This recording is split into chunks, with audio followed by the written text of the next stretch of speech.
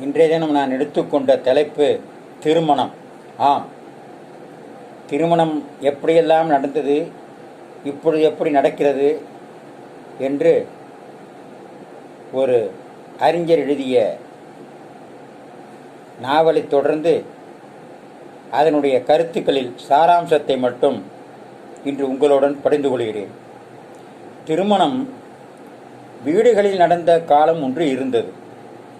இல்லம் சிறிதாக இருந்தாலும் உள்ளம் பெரிதாக இருந்ததால் அது சாத்தியமானது. ஊரே 3 நாட்களுக்கு முன்பு களை கட்டிவிடும். அத்தனை வீடுகளின் அடுப்புகளும் அணைந்துவிடும். கல்யாண வீட்டில் அவர்களுக்கு சாப்பாடு, கலகலப்பும் கலாய்ப்பும் கிராமம் முழுவதும் கேட்கும். கூம்புவடிய ஒலிபெருக்கி இங்கு விசேஷம் என்று அறிவிக்கும். மொத்தம் 4 பாடல்கள் திரும்ப திரும்ப ஒலித்து கேட்பவர்களுக்கே மனப்பாடமாகிவிடும். திருமணத்தன்று மணமகளே மணமகளே வா வா பாடல் கட்டாயம் ஒலிப்பதுண்டு. உணவுக்கு முன்பு உழைப்பை பகிர்கிற நடைமுறை. ஒருவர் காய் நறுக்க, இன்னொருவர் அரிசி களைய, மற்றொருவர் அப்பளம் பொரிக்க, சுட சுட சாப்பாடு தயாராகும். உணவு என்பது அறுசுவை அல்ல.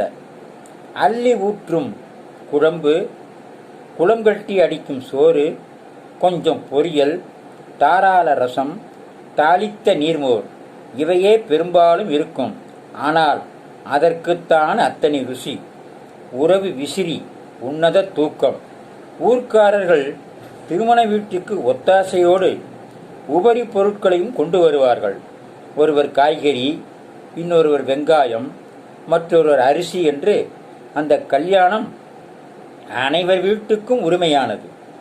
வாழை பயிரிட்ட ஒருவர் கல்யாண வீட்டு வாசலில் கட்டுவதற்கு தாரோடு வாழை மரங்களை கட்டை வண்டியில் கொண்டு வந்து அவரே ஆசையாய் கட்டுவார். வீட்டுக்கு முன்பு பந்தலிடப்படும். அங்குதான் மணவரை அமைக்கப்படும். வசதிக்கு ஏற்ப பந்தலின் விசாலம் பெரிதாய் விரியும். பெண்களெல்லாம் பாயிலமர, ஆண்களெல்லாம் திண்ணையில் சாய, உறவுகளெல்லாம் புதுப்பிக்கப்படும். சரமாரியாய் நல விசாரிப்புகள். மாமா, மச்சான், மாப்பிள, பெருசு, அப்பத்தா, அப்புச்சி, தூள் பறக்கும். இரவு நேரத்தில் அத்தனை வீடும் சத்திரமாகும். திண்ணைகளெல்லாம் கட்டிலாகும். பெரியவர்களுக்கு கயிற்றுக்கட்டில்.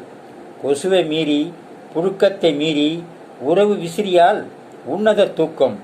போர்வை வேண்டுமென்றோ, மெத்தை தேவையென்றோ யாரும் கொடிபிடித்ததும் இல்லை, அடுத்தவரிடம் குறை சொன்னதும் இல்லை. பந்தி என்பது சொந்தங்கள் பரிமாறும் சுகமான உபசரிப்பு. தரையில் விரியும் நீலப்பாய்கள். சமயத்தில் படுக்கை பாயே மடித்து விரிக்கப்படும். முதலில் ஜிலேபி தூள் தூக்கலாக உள்ள இனிப்பை பரிமாறுவார்கள்.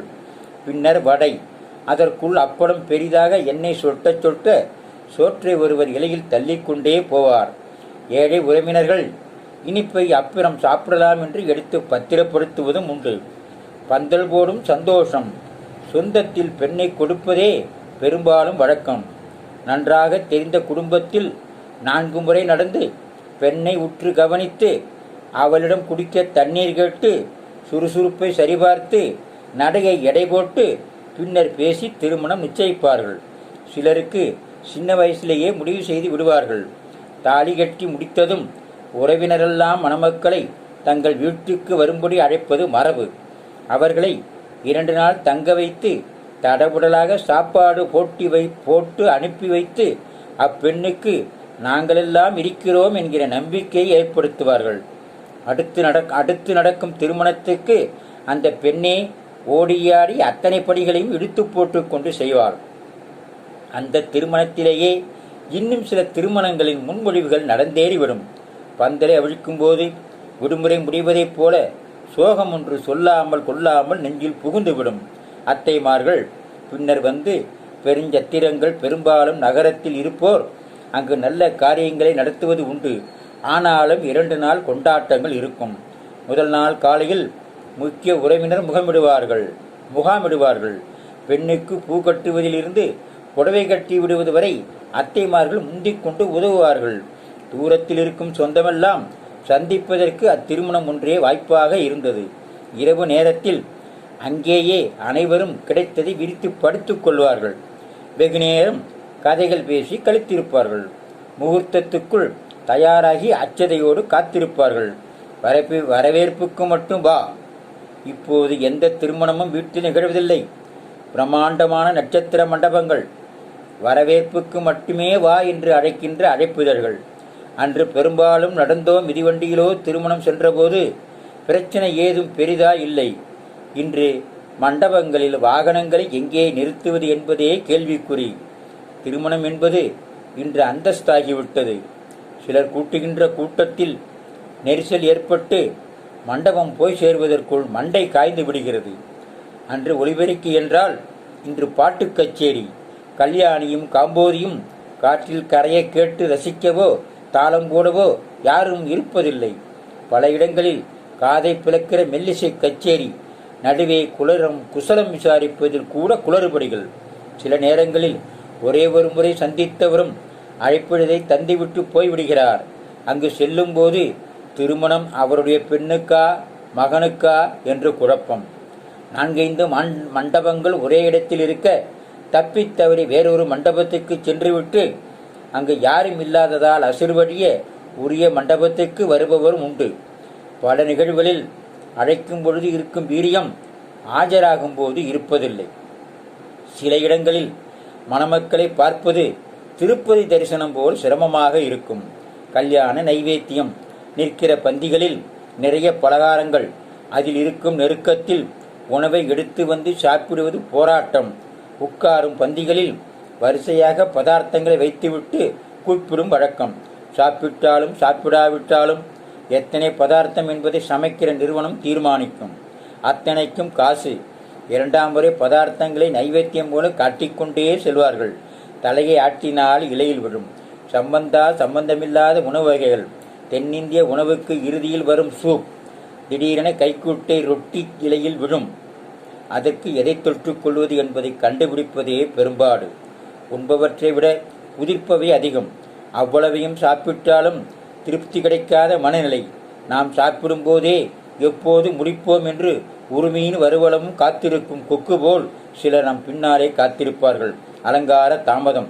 பல இடங்களில் வரவேற்பு 7 மணிக்கு என்று போட்டிருப்பார்கள். பெண்ணும் மாப்பிள்ளையும் வருவதற்கே 8 மணி ஆகிவிடும்.